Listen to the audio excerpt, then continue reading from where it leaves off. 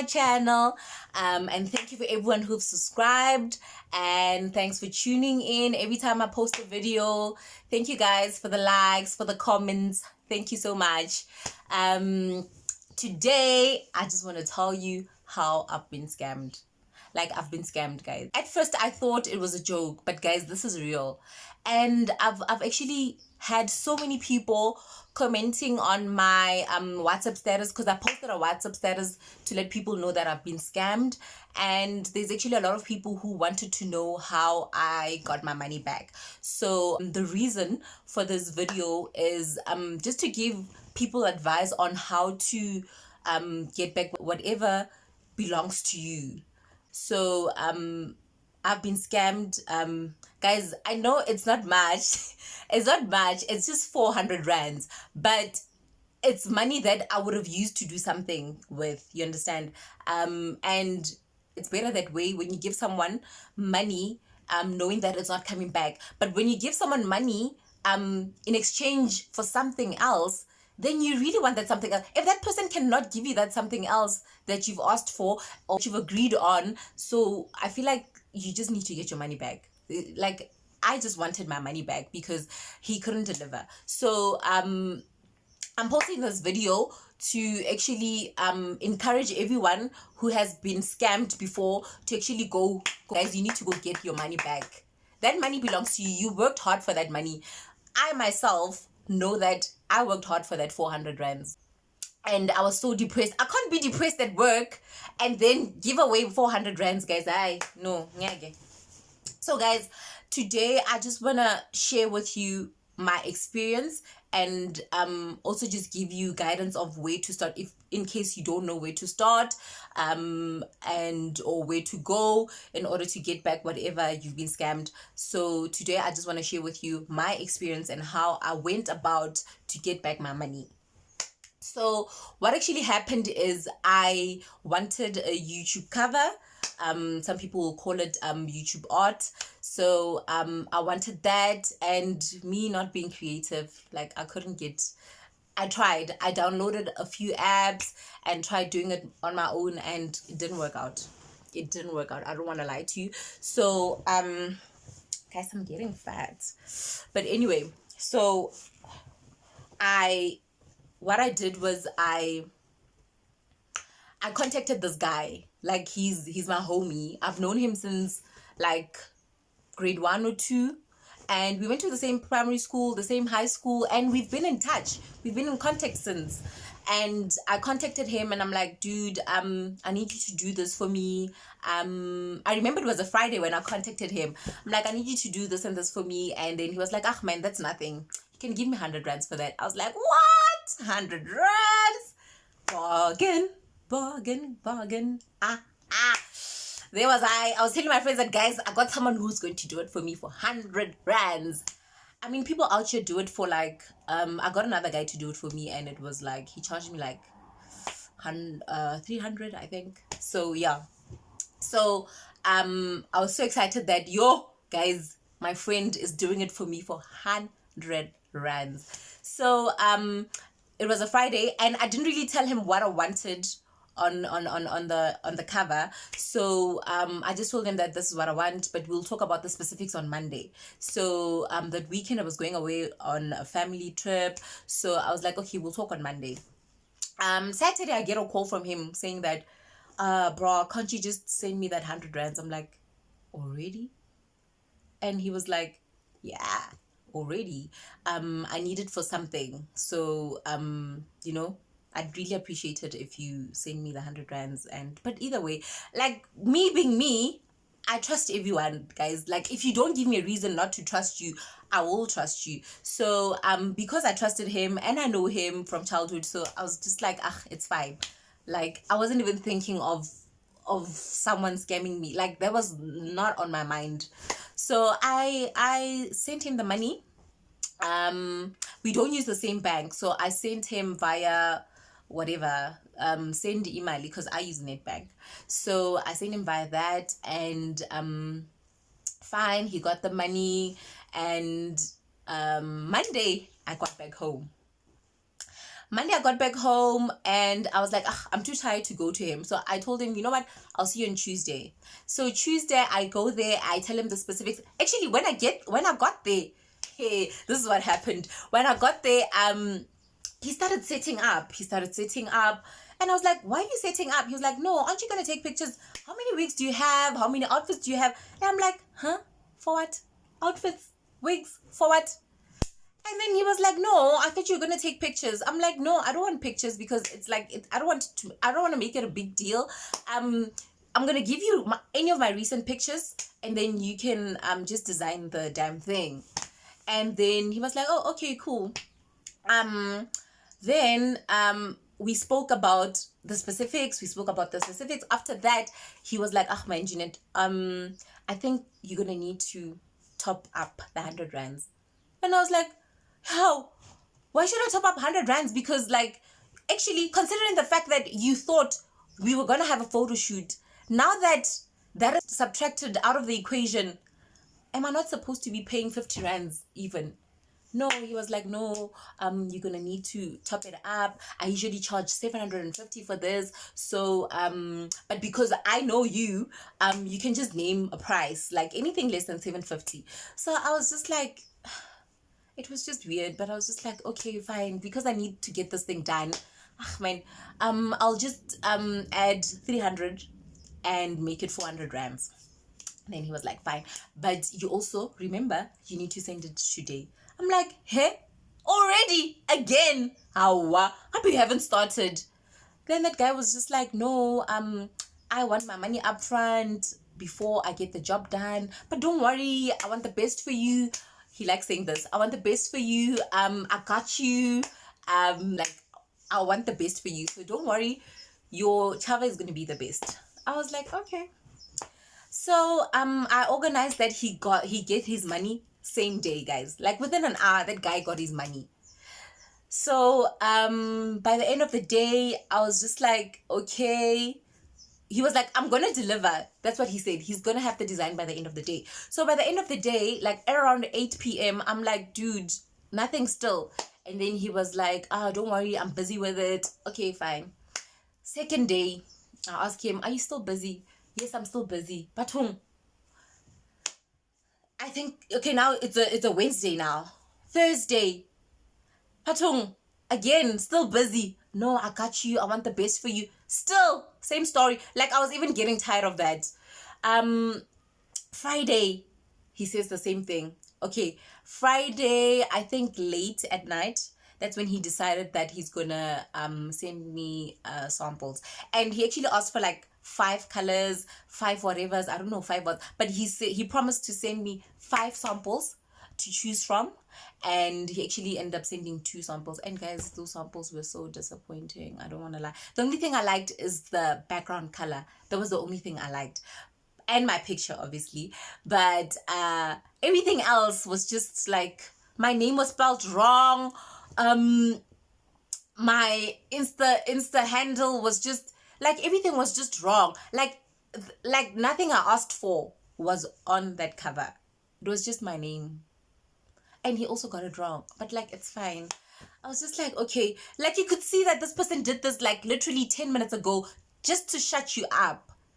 I'm like, okay, fine. Can you please just get this done? Because wow, I had to repeat myself that, okay, I love this background color, I love this picture, but I don't like this. Please do this. Please insert this. Please delete this. Please change this. Over again. I did that, and then he was like, don't worry, by midnight you'll have your design. Okay, I went to bed. I was like, okay, tomorrow morning I'll wake up to my design. Tomorrow morning I wake up to his text telling me that, hey, there was no electricity where he stays. I was like, okay, but like, I feel like if you had delivered on time, we wouldn't be here. Electricity wouldn't have been a problem right now. We would be talking, like, we'd be dealing with other things right now, probably editing or whatever, if you had done these things on time. But anyway, I was just like, Mudim. And he told me how he's at a funeral and he'll work on my stuff after the funeral. In my mind, I'm just like, seriously? After the funeral, you're going to go to the after tears. And after tears, after that you're gonna be drunk and you won't have time for my stuff. So anyway, that's when I started getting pissed. I was just like, this guy is taking me for a ride. Like, this guy, something must be wrong. And I just started keeping quiet. I remember that Saturday, I was so pissed. I was telling my friends that, guys, this is what happened to me. I can't believe that I'm still waiting on the design. Still, today, I'm still waiting. My friends were laughing at me like, Jeanette, just calm down. This guy will give you your stuff. But I was like, okay, it's fine. Let's just wait till Monday. Because it's the weekend. Obviously, I understand that he's still young. He needs to go out. He needs to do whatever people his age are doing. So fine. I wait. I remember Saturday night was the last time I texted him. Saturday night, I just told him, you know what? Just send me my money back because you can't deliver. Like, I couldn't wait for Monday. I was just like, you know what? Just send back my money because clearly you're not going to do this. And because I felt like the following week I wanted to start with my channel, but I couldn't because of this guy is holding me back. Let him just give me my money so that I can consult with someone else. So he stopped replying to my texts. I just sent him my I remember I just sent him my banking details. I was like, please just send the money to this account. And well, he didn't do that. But anyway, I think Sunday night, I was like, yo, guys, this is real. This guy's not sending me back my money. He's not replying to my texts anymore. And I need this done. So, come Monday, I was sitting thinking, maybe I should go to the police. Actually, on Sunday night, I posted a status on WhatsApp telling people that, guys, this is what happened to me. I don't know how to go about resolving this. So, people were just like, go to the police. But I felt so guilty. For some reason, I felt guilty for going to the police because I was just like, what's going to happen if I go to the police? What's going to happen to him? But anyway, I let it go.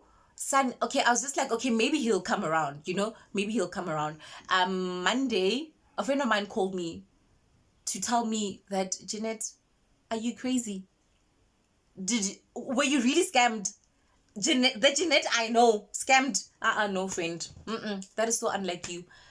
That is not the Jeanette I know. The Jeanette I know stands up for what she wants. I was like, friend, you're very right. I remember I was in my PJs, not like planning on doing anything on that day. I think it was a Monday. I got up, I got into my jeans and a shirt. I didn't even bath. I went straight to the police. I drove to the police station, and when I got there, I found this rude lady. Woo! When I got there, I told her, you know what, I've been scammed and this happened to me. I don't know what to do. So that lady was like to me, no, you know what? Sorry, my girl, we cannot help you because you had an agreement with this person. This person didn't steal anything from you. You and him agreed on this. So we only work with people who have stolen from you. So in this case, you need to take this matter to the small claims court. That's where you'll get help, my darling. And I was just like, but can't you just escort me to his house and then just threaten him to give me my money back? She was just like, next. Guys, yo, I was so sad when I got out of there. Like I went there all hyped up, thinking I was gonna get help, and next thing I got out of there so down, like. But anyway, I got to my car and I was just like, I'm not in the mood to go to small claims court today, so I'll go the following day. So so the following day, I go. So when I got there, I remember it was lunchtime and I had to wait like 10 minutes before the lunch was over. So while I was sitting on the bench, I saw this poster written, like it's like a flow chart of what exactly you should do when you need to claim back your money. So it states that you need to claim anything worth 20,000 or less. So I'll explain to you what exactly you need to do at the end of the video. So let me just explain what happened to me first. So I sat there and then there was this guy who was also complaining about how his company didn't pay him his money and whatever. But yeah, eventually after that, the guy came back from lunch. when he came back from lunch, I went in and I told him my story. He was like, "You need an address? Do you know the person's address?" Yo, I was like, address. I tried to explain to that guy that, do you know that place in the suburb? Do you know, like, ish, it's close to. That guy was like, "Girl, you need an address, please. I don't know that place you're talking about. I need an address here." And I was like, "Okay," but I remembered that he had a studio in town, or he still has. I don't know what's happening with the studio. So I was just like, "Okay, let me give you the address of the studio." So I went on Facebook and eventually I got the address and I gave the guy the address. And the guy wrote me a letter. This is the letter. And the letter, it's a letter of demand, guys. So this is the second step, because the first step is when you actually inform the person that you need your money back. Talk to him. Obviously, you don't go there before talking to the person. Then if you guys don't reach an agreement, then that's when you go to the CCMA and you get a letter of demand. So this guy gave me a letter of demand. It states that to which is the guy's name, from Lesufi Jeanette, with my cell phone numbers in brackets, and then the postal address of the small claims court, and it says, "Sir or Madam, demand." Hey, Section 29 of the Small Claims Court Act of 1984. I hereby claim from you an amount of 400 rands, money owed for the services not rendered. Guys, it's very short. Like, you just get straight to the point. And it also says, unless you comply with this demand within 14 days after the receipt of this letter, summons will be issued against you in the small claims court. Yours faithfully, Jeanette. Guys, they made it look like I wrote this letter, but I didn't do anything. I just signed. But anyway, he gave me this letter. He gave me 2 copies of this letter, and he was like, 1 copy is yours, and the other you need to deliver to him. And I was like, I can't go there alone. Aren't you guys gonna accompany me? He was like, that's your own baby. We've done our job. That's your own baby. You have to deliver that letter to him. And I was like, okay, it's fine. When I got out of there, I was like, I'm not gonna go there alone, so I'm gonna go to the police station. So I drove to the police station. When I got there, I showed them the letter and I asked them to escort me to his house. So I remember the police officer said, 400, waban, we can't just drive there for 400 rands. Give me this guy's number. I gave him that guy's number and he called the guy. He was like, dude, you need to give this woman her money back. Like, she's here with a letter of demand, and do you seriously want to ruin your company's reputation over 400 rands? I mean, you just started off, you're still young, you still have a long way to go, but you already want to ruin your reputation for 400 rands? Man, just give this woman her 400 rands. We don't even want to come to your house, just send the money. Then that guy was like, the scammer was like, okay, fine, I will send someone to the police station, or I will send an e-wallet. So fine, I should just wait for 30 minutes. So that police officer told him that, you know what, she's gonna wait for 30 minutes. In 30 minutes, you need to send someone here or send the money. Guys, I chilled at the police station for 30 minutes. Guys, it was the longest 30 minutes ever. But anyway, I just kept myself busy on the phone and kept updating people on my WhatsApp statuses of what's happening, where I am. And I was so excited about this letter of demand. So I was telling everyone about the letter of demand, and soon the 30 minutes was over. And I was like, 30 minutes is over, bruh. So he called again. I was like, dude, where you at? This guy was like, no, I'm out of town. But because this person I wanted to send over there is not around, I will actually just send an e-wallet. So fine, the e-wallet, I have to wait another 30 minutes. Yo, guys, I remember I waited another 20 minutes. After 20 minutes, I was like, I told the police officer, you know what, I'm going to leave now. This guy is not going to send money. As much as he couldn't deliver, he's not going to send money. I don't think he's going to send money anytime soon. So let me go do other things, and you let me know if he happens to call you back and tell you what he's going to do about this matter. And if he doesn't call you by then, At around 6 p.m., I'll come back so that you guys can escort me to his house. And then he was like, okay, cool. He called him and let him know that, you know what, this woman cannot be in this police station all day long. So she's going to leave. And once you've deposited the money, she'll come and confirm with us. So I drove off, and within 2 minutes, guys, 2 minutes, that police officer called me. He was like, come back. I went back, and he gave me, that guy actually sent the e-wallet to the police officer, just so that obviously to prove that he had sent the money. So the police officer gave me the the pen and everything. I went to the ATM. I went straight to the ATM because obviously I had to call him back to confirm that I actually got the money. So I went to the ATM. When I got there, I pin in all those numbers. I'm like, da, da, da, da, da, da, da, da. Next thing I hear, grr, grr, grr, grr, grr. I was so excited. I was like, hey, grr, grr. There comes my 400. So I got my 400 back, guys, like within a week. Guys, why do you like waiting so long in order to report people?